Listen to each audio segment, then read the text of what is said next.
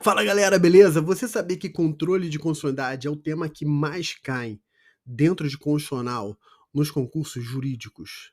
Pois é, e você precisa saber muito bem essa matéria. Eu acredito que o processo de aprendizagem ele se dá na forma de camadas, em que você começa obtendo um nível de conhecimento e vai aprofundando esse nível de conhecimento. Se você for numa cidade, por exemplo, pela primeira vez, imagina que você vai na famosa Paris e você nunca esteve lá.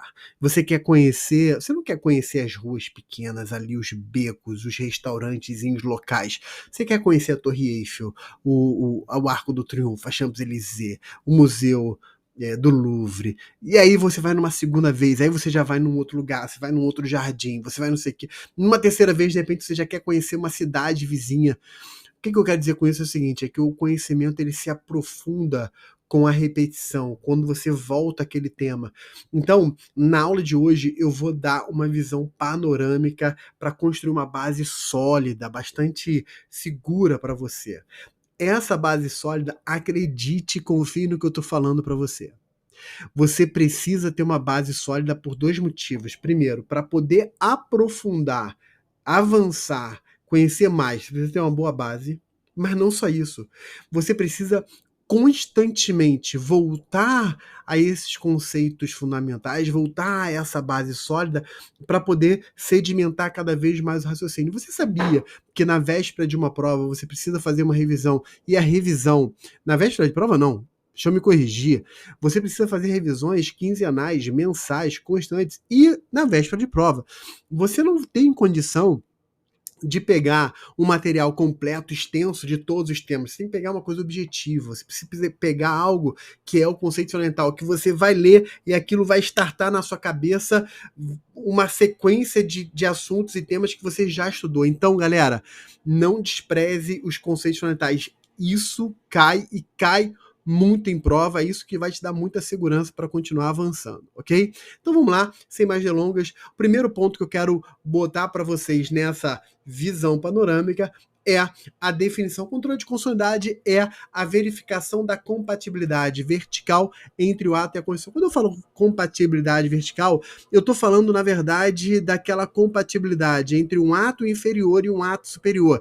O termo vertical está conectado a essa ideia de algo que está abaixo e algo que está acima, ok? Então, essa relação hierárquica, ela é tão importante que é o que faz parte dos pressupostos. Então, quando eu entro nos pressupostos, são três, eu falo que o primeiro pressuposto é a hierarquia formal, é a superioridade hierárquica formal. A Constituição ela é formalmente superior a qualquer lei. Isso significa que o processo de alteração, modificação da Constituição é um processo mais rigoroso do que o processo de elaboração ou modificação de uma lei comum. Mas não para na hierarquia formal, há também uma hierarquia material. Isso significa que o conteúdo da Constituição é superior ao conteúdo de qualquer outra norma, ok? Então é a superioridade de conteúdo. E o terceiro pressuposto é a existência de órgão competente para a realização do controle de constitucionalidade, ok? Sem um órgão competente não há controle.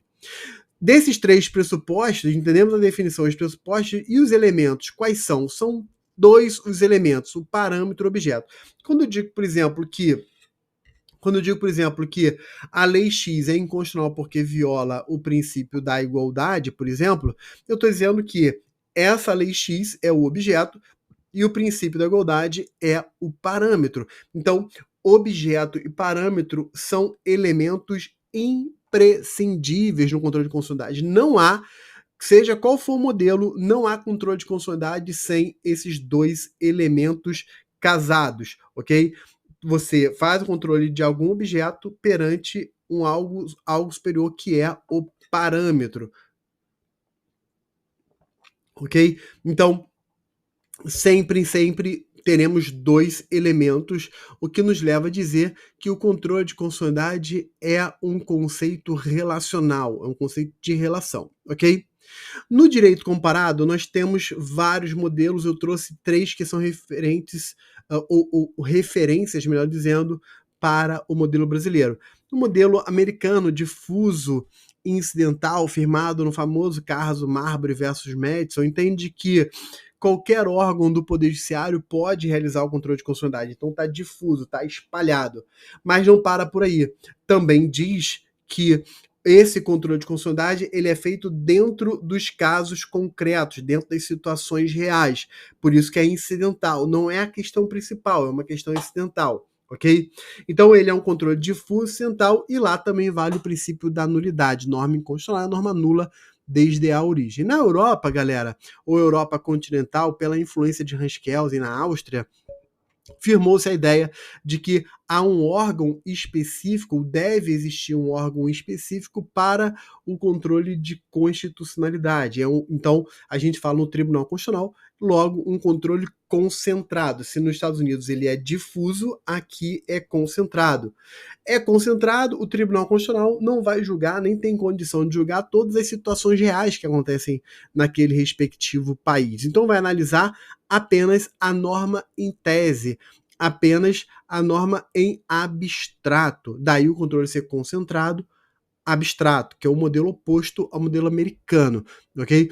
E lá também valeu o princípio da, pelo menos na versão original, o princípio da anulabilidade. Norma inconstitucional é norma anulável. Então veja que modelo europeu e americano. O americano difuso, europeu concentrado. Americano incidental, europeu abstrato. Americano, princípio da nulidade. Europeu, princípio da anulabilidade. O modelo francês, galera, que hoje é bastante complexo, bastante rico, na sua versão original, ele admitia só o controle feito por um órgão político, que era o Conselho Constitucional, e de forma preventiva, ou seja, nos projetos de lei, não na lei.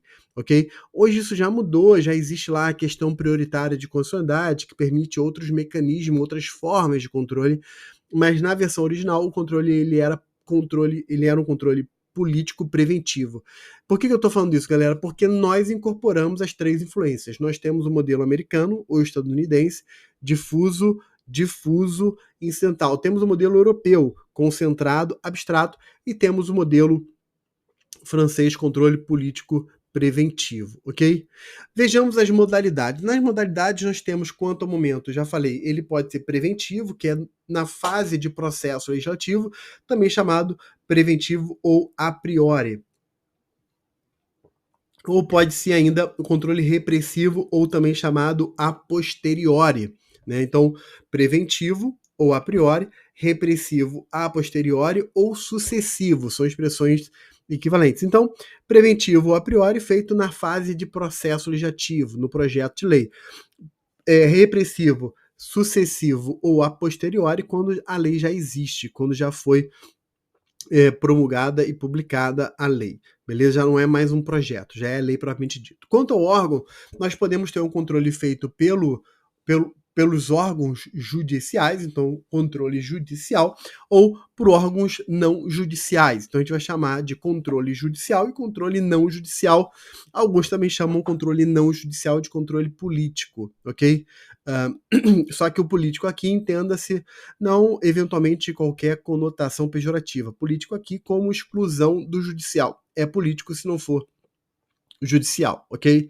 Quanto ao controle judicial propriamente dito, a gente vai subdividi-lo dentro de duas categorias, né? Então, num aspecto subjetivo, que tem a ver quanto ao órgão propriamente dito, a gente pode dizer que ele é difuso ou concentrado, e que, portanto, é difuso quando são vários órgãos com competência ou concentrado quando é um único órgão. No aspecto orgânico, que tem a ver com a competência.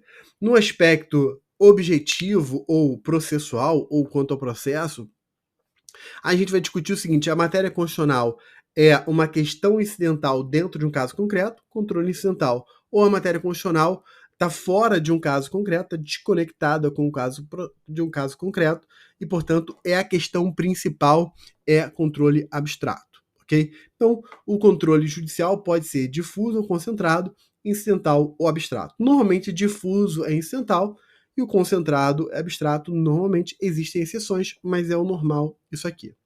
Quanto à natureza do processo, a gente vai falar o seguinte: se o processo é um processo que se discute um caso concreto, e a matéria constitucional é apenas uma questão incidental, então falamos em processo subjetivo, porque tem sujeitos em jogo, tem partes, tem interesse, tem uma lide, tem pretensão. Quando a gente fala que a norma é analisada em tese, então não há sujeitos, não há partes, não há interesse, não há pretensão, não há lide, não há conflito de interesses, ok? Logo, a gente vai chamar esse processo de processo objetivo. Então, processo subjetivo de um lado, processo objetivo de outro lado. Vimos aqui as modalidades, vejamos aqui a tipologia da inconstitucionalidade. A letrinha ficou aqui um pouco junta, mas você está conseguindo ler. Então, tipologia da inconstitucionalidade, nós encontramos inconstitucionalidade formal e material. Inconstitucionalidade formal tem a ver com o processo de elaboração da norma. E se a norma foi elaborada violando alguma das etapas do processo legislativo, por exemplo, quórum ou a iniciativa, às vezes a iniciativa deveria ser do presidente, mas quem iniciou foi um parlamentar, né? Então, se foi processo legislativo, é formal. Se não houve nenhum problema no processo legislativo, mas houve um problema ou há um problema no conteúdo da norma, ou seja, o que a norma diz é contrário ao que a Constituição diz, então a gente diz que é um controle, é uma inconstitucionalidade material. Perfeito? Inconstitucionalidade material. Outro tipo é que a inconstitucionalidade pode ser total ou parcial. Total quando atinge a totalidade do diploma normativo, ou parcial quando atinge só parte dele, como o nome já diz. Então pode ser um artigo no meio do restante. Às vezes pode ser uma frase dentro de um artigo, uma palavra.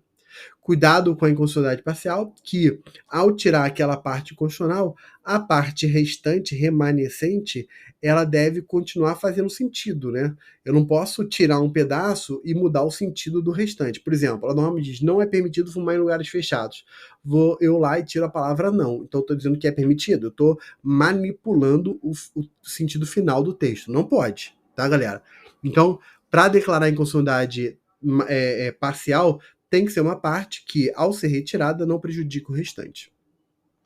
A inconstitucionalidade pode ser por ação ou por omissão. De forma simples, por ação é quando o poder público faz o que não deveria fazer.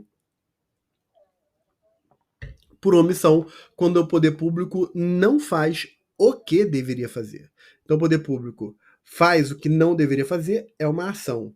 Ou omissão, quando ele não faz o que deveria fazer, é o contrário. Inconstitucionalidade direta ou indireta. A direta é admitida pelo Supremo, a indireta não. Na direta, a norma que se alega ser inconstitucional, ela está abaixo da Constituição. Então, é um ato normativo primário. Atos normativos primários são aqueles que buscam o seu fundamento de validade na própria Constituição. E na inconstitucionalidade indireta, que o Supremo não admite, seria um ato normativo secundário, que ele está abaixo do primário. Então, você tem a Constituição, abaixo os atos normativos primários, abaixo os atos normativos secundários, ok? Então, a rigor, ou a priori, não se admite a inconstitucionalidade de um ato normativo secundário, porque seria uma inconstitucionalidade indireta. Se esse ato viola alguma coisa, ele viola a própria lei, beleza? Agora, há situações que o ato normativo secundário, ele ocupa na prática a posição ou faz uma função de ato primário. Então, em algumas situações, pode ser admitido. A regra é que não, mas há algumas situações é possível a admissão. Ok? Então, por exemplo, a priori não cabe ADI contra um decreto regulamentar de uma lei. Mas se não existe a lei e o decreto supre a falta da lei, eventualmente cabe a ADI contra esse decreto, ok? E aí, nesse caso, a gente vai dizer que é uma ADI e é uma inconstitucionalidade direta. Tudo bem? Porque o ato, naquele caso, está se vinculando diretamente à Constituição. Perfeito? Inconstitucionalidade simples e por arrastamento. Inconstitucionalidade simples é a inconstitucionalidade da norma propriamente dita, né, da norma questionada. A por arrastamento é aquela hipótese em que a norma A é inconstitucional e a norma B ela só existe em função da norma A. Se a A é inconstitucional e a B só existe por causa da A B vai ser inconstitucional por arrastamento. Ou seja, a inconstitucionalidade da norma principal termina arrastando a norma não secundária, a norma acessória, ok? Então, a gente pode chamar de inconstitucionalidade por arrastamento, por arrasto. Inconstitucionalidade com efeito cascata. A gente pode falar que é inconstitucionalidade ricochete, que bate numa, ricocheteia para atingir a outra, ok? Inconstitucionalidade originária ou superveniente é inconstitucionalidade, galera, que é assim: a norma nasce contrária à Constituição, é inconstitucionalidade originária, na origem. A norma, ela nasce ok, ela nasce compatível com a Constituição, e aí vem uma emenda constitucional posterior ou vem uma nova Constituição depois. Essa norma que é anterior é incompatível com a emenda posterior ou é incompatível com a Constituição posterior. A gente vai dizer que se ela é incompatível, há quem defenda que é uma inconstitucionalidade superveniente, que veio depois. No entanto, galera, o Supremo não admite a inconstitucionalidade superveniente. Para o Supremo, se uma lei nasceu lá em 85 e ela era compatível com a Constituição de 67 e 69, ela era constitucional na origem. Se veio a Constituição de 88 e essa lei é contrária à Constituição de 88, a gente não vai dizer que ela é inconstitucional por superveniência. A gente vai dizer que ela não foi recepcionada e, portanto, ela está revogada. Ok? Essa é a tese predominante. Controle difuso central, vamos trabalhar aqui os aspectos principais desse controle. Como eu falei, esse controle pode ser feito por qualquer órgão do Poder Judiciário, no âmbito da respectiva competência. Então, se eu sou juiz, trabalho no âmbito da competência trabalhista; se eu sou juiz federal, no âmbito da competência federal; se eu sou juiz de direito, no âmbito da competência da Justiça Estadual; se eu sou juiz de direito numa vara criminal, é no âmbito da Justiça Estadual, nos casos da atribuição da competência ali da minha vara. Entenderam? Então, é o controle difuso. Quanto ao sujeito, galera, aqui é o seguinte: quem pode arguir a inconstitucionalidade? Qualquer um. Pode ser o autor, pode ser o réu, pode ser o Ministério Público, se atuar como órgão interveniente, pode ser até o mesmo o juiz de ofício, galera. Pode ser até o juiz de ofício. Quanto ao momento, pode ser em qualquer fase do processo, respeitado alguns aspectos quanto ao recurso extraordinário ou recurso especial, especialmente recurso extraordinário, obviamente, mas a priori em qualquer fase processual, qualquer momento do processo. Quanto ao processo propriamente dito, a rigor não há limite, você pode impugnar a inconstitucionalidade no HC, numa área de segurança, numa ação ordinária e por aí vai. Okay? Então, em qualquer processo. Quanto ao objeto e parâmetro, galera, no controle difuso concreto, não confunda com a ADI, no controle difuso concreto, qualquer norma pode ser impugnada perante a Constituição Federal. Seja essa norma federal, estadual ou mesmo municipal. Estou destacando isso porque você sabe que na ADI não cabe ADI de lei municipal. Esquece ADI. Não estou falando de ADI, estou falando de controle difuso incidental. E aqui, então, qualquer norma de qualquer ente da federação pode ser objeto perante a Constituição Federal. Beleza? Então, quanto ao objeto e quanto ao parâmetro. Quanto ao tipo de inconstitucionalidade, qualquer um daqueles tipos de inconstitucionalidade que eu falei com vocês também podem ser objeto de controle. Beleza? Quanto ao procedimento, galera, quando há uma arguição de inconstitucionalidade incidental, no âmbito da primeira instância, não há qualquer mudança relativa ao procedimento. Não muda nada, ok? O juiz continua competente, segue o processo no seu curso devido, até que então, em um momento oportuno, ele vai se manifestar sobre a constitucionalidade da norma.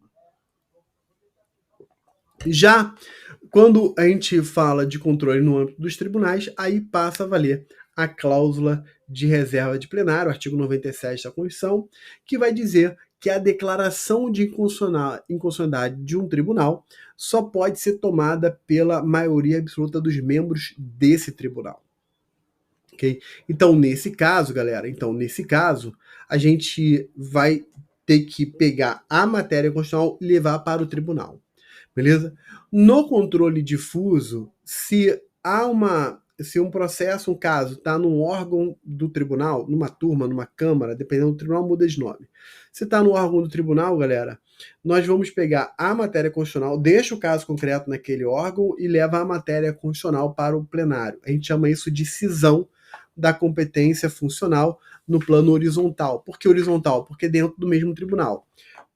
A turma continua responsável pelo caso, turma ou câmara, pelo caso concreto, mas a matéria constitucional vai para o plenário ou para o órgão especial, decide e volta, e aí a turma ou câmara conclui o julgamento. No controle concentrado, galera, não há essa cisão, ok? Não há essa cisão. Por quê? Porque no controle concentrado, quando é proposta uma ADI, ela não é distribuída por algum relator de alguma turma ou câmara, e aí pode ficar numa turma ou câmara. Ela vai direto para o plenário. Então, a reserva de plenário também se aplica no âmbito do controle concentrado, e é exatamente por isso que as ações diretas elas são distribuídas para algum relator do próprio plenário, ok? O que não há no controle concentrado é esse incidente de deslocamento, né, ali, deslocamento não, de cisão da função, esse incidente de inconstitucionalidade que gera essa cisão, desculpa a expressão, deixa eu corrigir, esquece a palavra deslocamento. O que há é esse arguição de incidente de inconstitucionalidade que leva a uma cisão no controle difuso concreto. No controle concentrado, não. Beleza?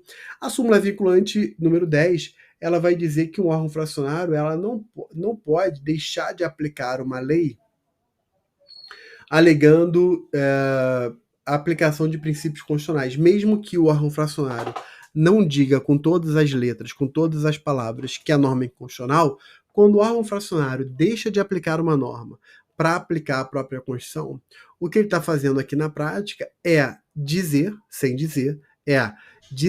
sem deixar escrito que a norma é inconstitucional. Isso é uma violação à reserva de plenário, ok? No controle difuso incidental, a decisão ela tem o efeito subjetivo da decisão na posição tradicional, clássica, é um efeito meramente inter partes, mas há hoje uma tendência de ampliação desses efeitos para configurar o efeito erga omnes. As súmulas vinculantes vêm, inclusive, para dar esse efeito, né? E o efeito temporal é uma declaração ex tunc, ou seja, retroage ao nascimento da norma. Lembra que norma inconstitucional é norma inconstitucional desde a origem. Perfeito? Então, decisão, efeito subjetivo temporal. O Senado Federal ele tem uma questão muito curiosa, que é o artigo 52.10 da Constituição, que vai dizer que o Senado pode suspender a norma declarada inconstitucional pelo Supremo Tribunal Federal. Obviamente que essa resolução suspensiva do Senado só existe no âmbito do controle difuso concreto e, na prática, atualmente, não é usado, né? Mas a ideia ou o efeito seria pegar a decisão do Supremo, que é inter partes, e com a resolução dar efeito erga omnes a ela, dar um efeito erga omnes a ela, ok? Então, isso termina ficou muito esvaziado, porque o próprio Supremo pode dar um efeito erga omnes através das súmulas vinculantes e por aí vai, ok? Mas a resolução do Senado continua prevista lá no texto constitucional. Perfeito até aqui? Bacana. Vejamos o controle concentrado abstrato. O controle concentrado abstrato, galera, ele tem aqui um conjunto de ações. Quais são as ações diretas? Nós temos a ação direta de inconstitucionalidade, a ação declaratória de constitucionalidade, a ação ação direta de inconstitucionalidade, declaratória de constitucionalidade, a ADO, ação direta de inconstitucionalidade por omissão, ADPF, arguição de descumprimento de preceito fundamental, ADI, ou representação de inconstitucionalidade estadual, ADI, ou representação interventiva. As duas últimas, eu posso falar ADI estadual ou representação de inconstitucionalidade estadual. ADI interventiva ou representação interventiva.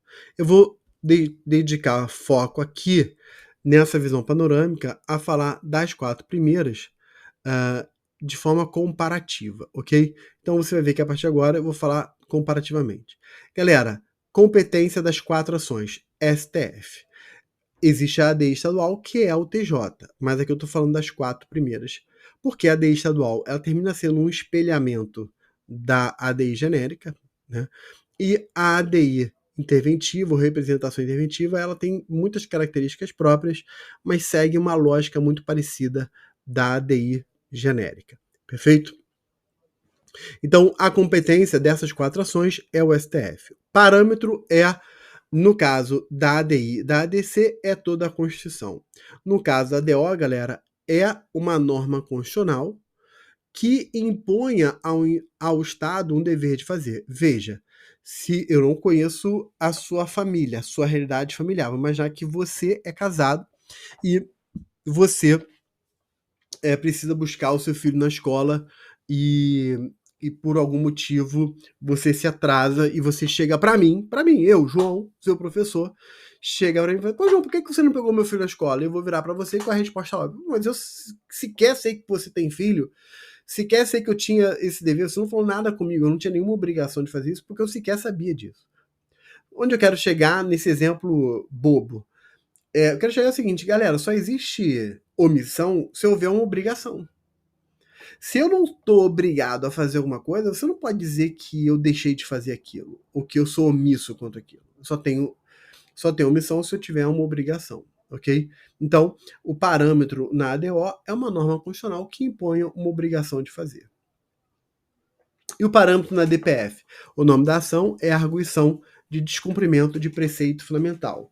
Então, o parâmetro na DPF são os preceitos fundamentais. O problema é que nem a Constituição, nem a Lei 9882 definem, nenhuma das duas define o que é preceito fundamental. A gente vai pegar aqui, de acordo com a jurisprudência, alguns pontos. São os princípios fundamentais da República, artigo 1º ao 4º, os direitos fundamentais, as cláusulas pétreas, os princípios constitucionais sensíveis do artigo 34, inciso 7, ok?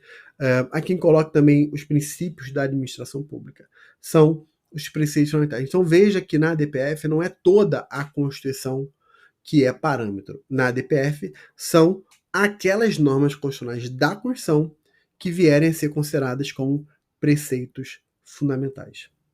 E o objeto, galera? O objeto na ADI é lei ou ato normativo federal e estadual. Só ADI, federal e estadual. Na ADC, só federal. Então, ADI, federal e estadual. Na ADC, só federal. Na ADO, pode ser uma omissão federal ou uma omissão estadual. E na DPF? Aí pode ser tudo. Pode ser lei ou ato normativo federal, estadual ou municipal. Pode ser um ato que não seja normativo, um ato concreto, incluindo os atos anteriores à Constituição. Olha que interessante. Incluindo atos anteriores à Constituição.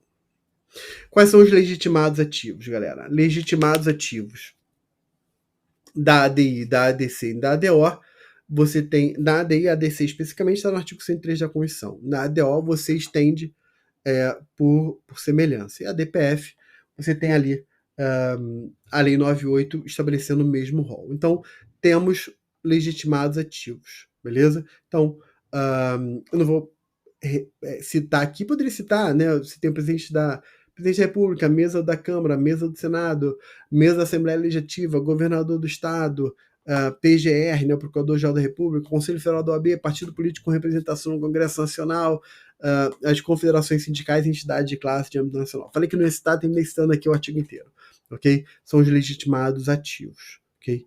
No seu estudo, você verá que há legitimados ativos que são universais e, portanto, eles podem apresentar as ações em relação a qualquer caso, qualquer matéria. E tem os especiais ou temáticos. Então, esses só podem apresentar uma ADI sobre leis que envolvam matérias que têm pertinência com as finalidades institucionais deles.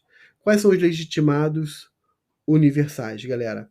Ou melhor, vamos fazer por exclusão. Quais são os legitimados especiais que precisam demonstrar pertinência temática? Governador do Estado, mesa Assembleia Estadual, as entidades de classe e as confederações sindicais. Incisos 4, 5 e 9 do artigo 103 da Constituição. Legitimado passivo, galera, em regra, o legitimado passivo é aquele que elaborou a norma ou ato questionado, ok? Sobretudo na ADI. Como na ADC não há uma impugnação, então normalmente não se fala em legitimado passivo na ADC. Na ADO é aquele que é responsável pela omissão, né? É o órgão ou autoridade omissa. Okay? E a DPF, mesma lógica, é o órgão ou autoridade de onde vem o ato questionado. Okay? No processo dessas ações, nós temos alguns participantes, como o Procurador-Geral da República, que se manifesta livremente, ele tem autonomia funcional, então ele pode se manifestar a favor ou contra a procedência do pedido, a favor ou contra a norma. O AGU, que a priori tem uma função de defesa da norma na ADI, na ADI especificamente. Então, ele tem que defender a norma, fazendo ali uma espécie de contraditório, mas existem algumas exceções. O Supremo entende que ele não é obrigado a defender uma norma se já há uma decisão anterior pela inconstitucionalidade da norma ou daquela matéria, nem quando aquilo o coloca em conflito com os interesses da União, ok? O amicus curiae é o amigo da corte, é um terceiro interveniente. Hoje já se entende, a maioria terminou consolidando o entendimento de que é uma modalidade própria de intervenção de terceiros.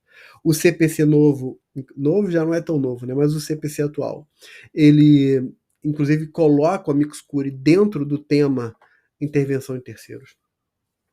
E a finalidade do amicus curiae é trazer a sociedade para o jogo, é trazer a sociedade para o debate, para que a sociedade então possa se manifestar através dessas entidades, ok? E manifestações diversas que eu coloquei aqui é a possibilidade de audiência pública, a possibilidade de designação de peritos ou uma comissão de peritos, ok? Ouvir especialistas, enfim. Perfeito? Vamos avançando. Quando a gente olha aqui para cautelar, galera, a cautelar na ADI é para suspender a eficácia da norma. A cautelar na ADC é para suspender os processos em que se discute aquela norma. A cautelar na ADO pode ser suspender a eficácia da norma no caso de omissão parcial. Então veja, galera, que na omissão parcial há uma norma, só que a norma é parcialmente omissa. Aí você vai falar, pô, mas se suspender a norma vai ficar uma omissão total. Às vezes é melhor não ter nada do que ter uma norma incompleta. Quem vai analisar isso é o Supremo. O que é pior?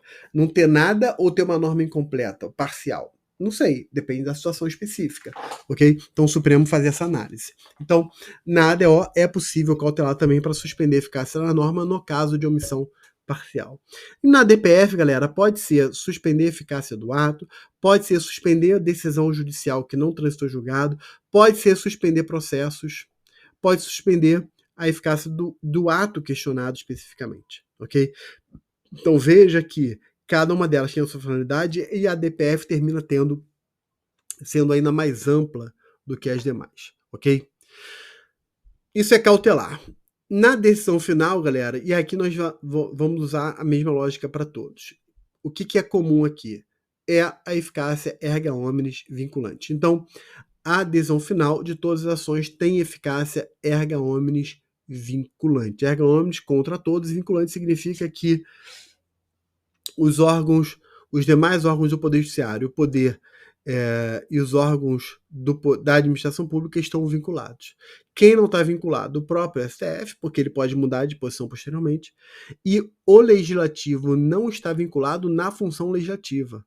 Numa função meramente administrativa, tá, mas numa função legislativa típica, própria, primária, não tá, ok? Então, eficácia erga omnes vinculante. Lembra que a ADI e a ADC são ações com sinal trocado. Então, a procedência de uma equivale à improcedência da outra. Perfeito? Recursos, galera. A lei é clara em dizer que não cabe recurso, exceto os embargos de declaração, bem como não cabe a ação rescisória dessa decisão final. Fez sentido? E aí eu me encaminho para o final para trazer para vocês uma questão de concurso que foi da magistratura de Minas. É uma questão que toca especificamente na DPF, mas ela é bastante útil. Diz lá. Em relação ao controle de constitucionalidade, analise as afirmativas a seguir. 1. A arguição de descumprimento de preceito fundamental será apreciada pelo STF, tá certo? Em se tratando de controle de constitucionalidade de lei municipal em face à Constituição Federal. Tá certo, eu falei que a DPF tem um objeto muito mais amplo do que as demais ações. 2. A arguição de descumprimento de preceito fundamental é cabível em caso de lei vigente anterior à Constituição Federal. E anterior à Constituição Federal, em relação à qual se pretende o controle. É cabível, não cabe EDI contra a lei anterior. Lembra que eu falei que lei anterior, que é incompatível com a Constituição nova, não é caso de inconstitucionalidade, é caso de não recepção e, consequentemente, de revogação. 3, galera. Dentre os legitimados para propor a ADPF está o Conselho Federal da OAB. Essa foi mole, tá certo. A adesão que julgar procedente ou improcedente a ação de descumprimento de preceito fundamental é irrecorrível, tá certo. Mas cabe ação rescisória, tá errado. Não cabe rescisória em nenhum dos 4 casos. Não é recorrível nem cabe rescisória. A única exceção seria os embargos de declaração. Galera, com isso, nós de forma muito direta vimos aqui uma visão bastante geral, bastante fundamental de controle de constitucionalidade. Você sabe que o tema ele é muito extenso, eu poderia ficar aqui 2, 3, 4, 5, 10 horas falando só sobre controle. Por exemplo, no meu curso de constitucional, eu falo aqui muitas aulas só de controle, ok? Na verdade, 30 minutos ou 35 minutos é praticamente a introdução da matéria, porque a gente faz ali um aprofundamento muito grande. Mas o que nós fizemos aqui, gente, é muito rico. Isso aqui você tem que pegar, ler, reler, ver, ouvir novamente, ver e rever, ouvir e reouvir, me perdoe aqui a expressão. Tá bom? Valeu, galera. Um forte abraço, fiquem com Deus e até a próxima aula.